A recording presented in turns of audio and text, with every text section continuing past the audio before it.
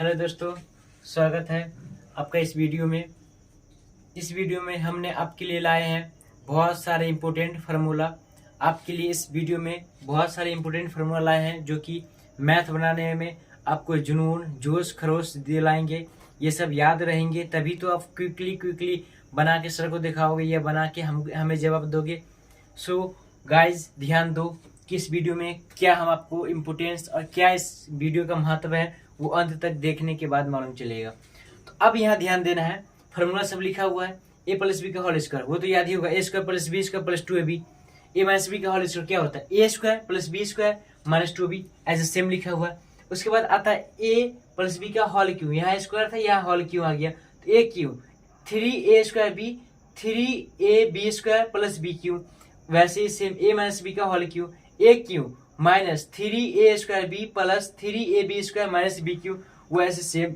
उसके बाद आता है A cube plus B cube आता है, A cube plus B cube आता है तो उसका क्या होता है A cube plus B cube का, तो A plus B into A square minus A B plus B square होता है। उसके बाद A cube minus B cube आता है, क्या आता है A cube minus B cube, वो क्या होता है तो ए माइनस बी। ये देखो याद करने का शॉर्ट तरीका कैसे है, यहाँ प्लस तो यहाँ प्लस, यहाँ माइनस तो यहाँ माइनस, यहाँ प्लस तो यहाँ माइनस, यहाँ माइनस तो यहाँ प्लस।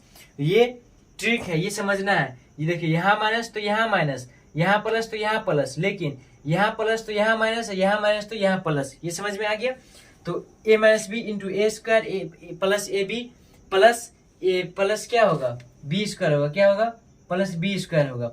उसके बाद आता है ए प्लस बी प्लस सी, यानी कि एग्जाम्पल ऐसे देख सकते हैं। अगर कोई रहेगा X square plus Y square plus Z square, इसका भी वही सेम होगा लेकिन अलग हो जाएगा।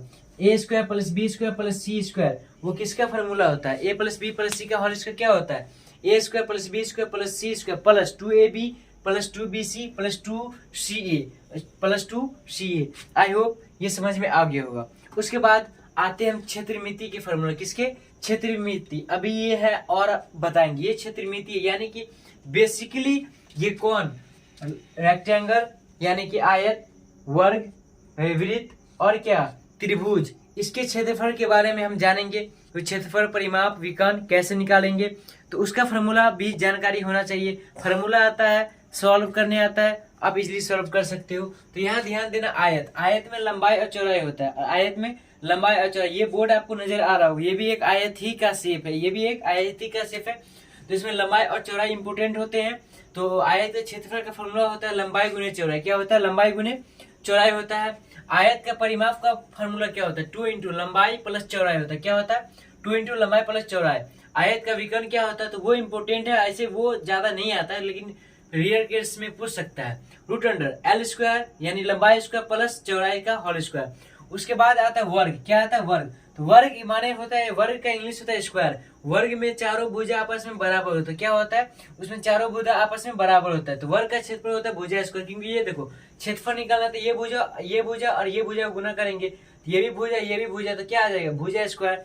उसके बाद परिमाप, तो परिमाप किसको कहते हैं हम, परिमाप इसी जो रास्ता इसी को न कहेंगे परिमाप, इसका परिमाप यही होगा। तो ये परिमाप इसी को कहते हैं, इसी को हम क्या कहते हैं परिमाप कहते हैं। तो परिमाप निकालना तो देखो एक भुजा, दो भुजा, तीन भुजा और ये चार भुजा, इसलिए इसका परिमाप क्या हो जाता है चार भुजा हो जाता है। अब इसका रहे विकर्ण, तो विकर्ण ये होता है, विकर्ण क्या होता है विकर्ण ये और ये विकर्ण, इसमें भी ये विकर्ण होगा और ये विकर्ण होगा विकर्ण। अब बताइए विकर्ण, तो वर्ग का विकर्ण का फॉर्मूला क्या होता है रूट टू गुने भुजा, भुजा का मान कौन होगा ये जो होगा ये भुजा का मान होगा, समझ में आया √2 गुने भुजा।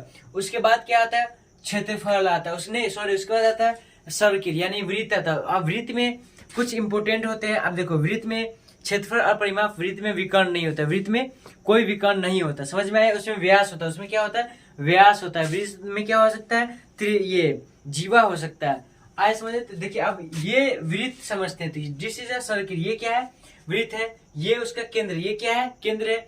ऐसे जो आधा दूरी पे ये त्रिज्या, ये पूरा दूरी ऐसे मिला देती है, क्या हो गया यही व्यास हो गया, क्या हो गया व्यास को डी से डिनोट करते हैं, किससे व्यास को डी से डिनोट करते हैं।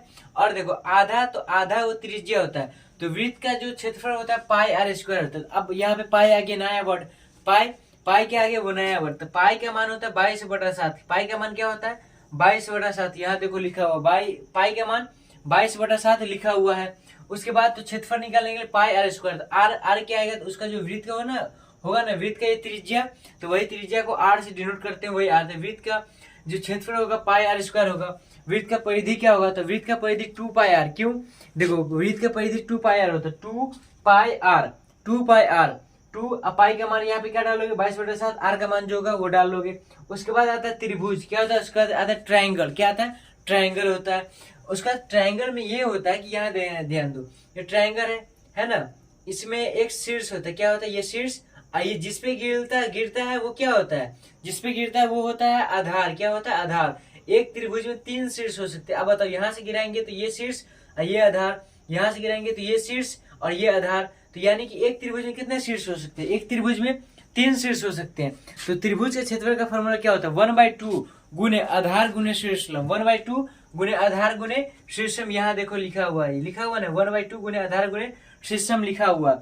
उसका त्रिभुज का परिमाप, तो त्रिभुज का परिमाप कैसे निकालेंगे, तो ये देखो परिमाप मतलब हम बताए कि ये जो इसको लगा ना खर्च, यही परिमाप होता है। तो मान लो ये भुजा ए, ये बी और ये क्या सी, तो तीनों को जोड़ देंगे तो परिमाप निकल जाएगा ना। तो इसलिए त्रिभुज का परिमाप क्या होगा, a + b + c। और यहाँ पे एक ना इंपॉर्टेंट फार्मूला हमसे मिस हो गया, उस फार्मूला वो है क्या, तो वहां ये दिया, ध्यान दो, a² - b², ये बहुत ही इंपॉर्टेंट फार्मूला है, ये आपको इंटर तक काम आएगा, यानी कि मैथ में हमेशा ही काम है। a + b * a - b होता है, क्या होता है, a + b * a - b। ये इंपॉर्टेंट फार्मूला हमने लिखने मिस कर दिया था, a² - b², a + b * a - b, this is the important formula.